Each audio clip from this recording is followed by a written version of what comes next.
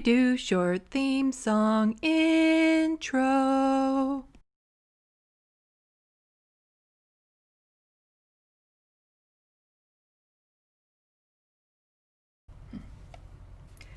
Hello, welcome to Left of the Box News Bites.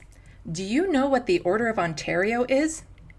Pretty much the same thing as the Order of Nova Scotia, only in Ontario. Every province has an Order of, and they are the highest civilian honors one can receive.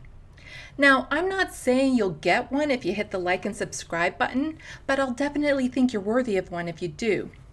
Now, my regular viewers might have realized that my last video, I was giving a lot of eye contact to the camera. That's because I memorized the script. I did not memorize this script because that takes a while and it takes a lot out of me. What would really help me is a teleprompter. Homemade, secondhand, new would be great. And you can help me do that by becoming a Patreon. Link in the description box below. For $3, $10, $25 a month, you can help me get the equipment I need to give you more eye contact. Okay, so the Order of Ontario is awarded to an Ontarian who has shown outstanding qualities of individual excellence and achievement in any field and has left a lasting legacy. Previous recipients have included healthcare workers, artists, scientists, humanitarians, business members, and educators. Basically, really good people doing really good work. So, of course, this year, one of the recipients is Mike Harris. Scratch the last thing I just said. Basically, any jackass doing horrible work can get one. Let's go into why Mike Harris doesn't deserve this honor and dig into how it was awarded to him. Mike Harris is a disgraced former Premier of Ontario, 1995 to 2002, who used racist messaging to win his majority. Just so you know, Canada is full of racist people, policies, and institutions. Otherwise, dog whistles wouldn't be heard and politicians wouldn't be using them to win majorities. While Mike was in power, he implemented what he called the common sense revolution, which included, and is not limited to, instituting a 21.6% cut to social assistance rates, downloading the cost of social housing to municipalities, canceling 17,000 units of social housing under development, offloading $6.5 billion in social costs to municipalities while knowing it was illegal for them to run deficits, triggering further cuts to public services, cuts to shelter allowances to those on assistance, removing rent control and tenant protection laws, attacking workers' rights compensation standards, as well as health and safety protections, implementing the Safe Streets Act to demonize and criminalize people living in poverty and persons experiencing homelessness, implementation of the $90 a month welfare diet, and wanted to ban poutines as they were too foreign for his tastes. Okay, so I'm not 100% sure about that last one, but it sounds about right. This is only common sense if your goal is for people to remember your famous cheesecake recipe after you've passed, because that's the only good thing they can think of to say about you. Mike's strategy and rhetoric resulted in the marginalization of millions of Ontarians, the events leading to the OPP killing of Dudley George, closure of hospitals, privatizing long-term care homes while lowering standards of care, the Walkerton E. coli outbreak, which sickened over 2,300 and killed 7, countless people who have died because they could no longer afford their necessities, prescriptions, and treatments, were exposed to the elements and disease, fewer regulations and protections, and many from despair. I'm surprised Mike Harris could hold the award without it slipping out due to all the blood on his hands. I was a child when he was in power, and I'm currently suffering because of what he did. The Order of Ontario is for people who left a legacy.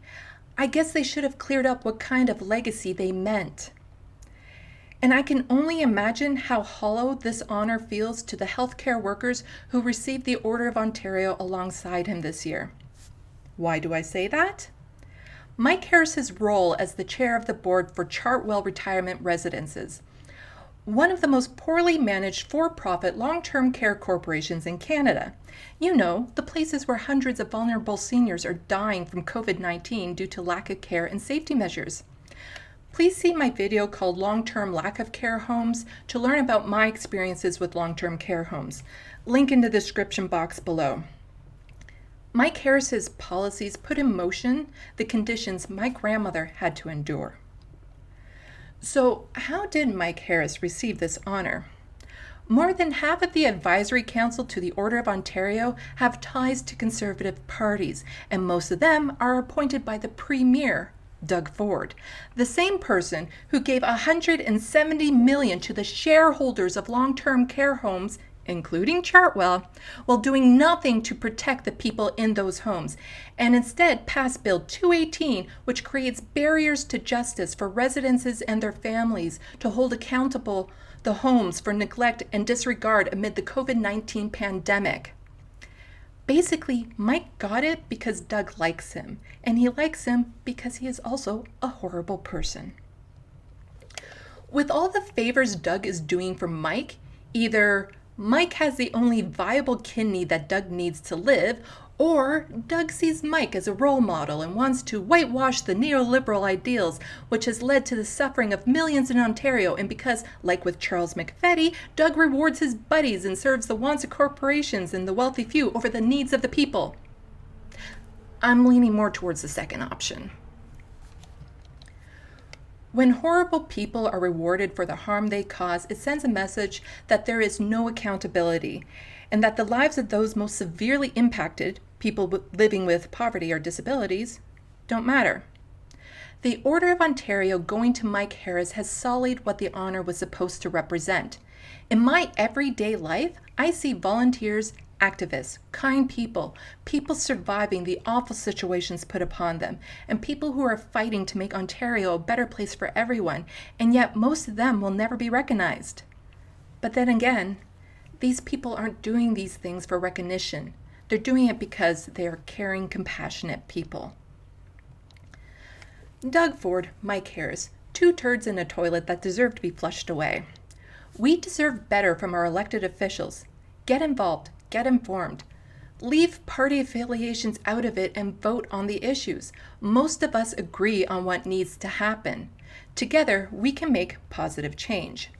Links to the stories and more information are in the description box below, and below that you can leave comments, because when you do, you're helping me get noticed, and your reward will be me making more videos. Sure, why not? Thank you for watching and stay tuned. I'm Sandy, wishing your tomorrow is better than your today.